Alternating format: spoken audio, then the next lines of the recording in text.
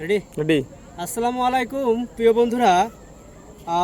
জুলাই যোদ্ধা, না জুলাই যোদ্ধা যারা যুদ্ধ করেছিল তারা কি এই জন্যই যুদ্ধ করেছিল?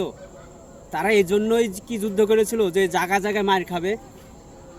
আপনারা আপনারা তো কেউ পারেন নাই তাদেরকে দেশ থেকে বিতাড়িত করতে।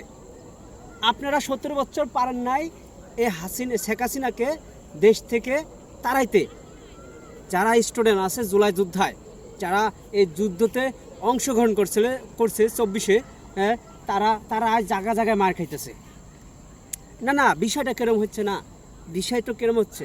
আপনারা 17 বছর তো অনেক আন্দোলন করছেন, হ্যাঁ, পারেন নাই তো। হ্যাঁ, আপনার বাড়ির সামনে একটা ট্রাকের গাড়ি ছিল, পারেন নাই সরাইতে। তাহলে আপনারা এখন এগুলো অস্বীকার করতেছেন। জুলাই যোদ্ধাতে এখন রাস্তায় জায়গায় জায়গায় মার খেতেছে। অনেকে কি ভাবছে, আমি তো জায়গায় জায়গায় মার খেতেছে। এগুলো একটু দেখা দরকার।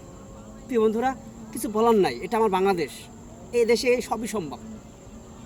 সাধারণ মানুষ যারা আছে তারা সব অল্পতেই ভুলে যায়। আমরা ভুলে গেছি আহ্বানের কথা, আমরা ওই যে এই আয়নাঘরের কথা ভুলে গেছি।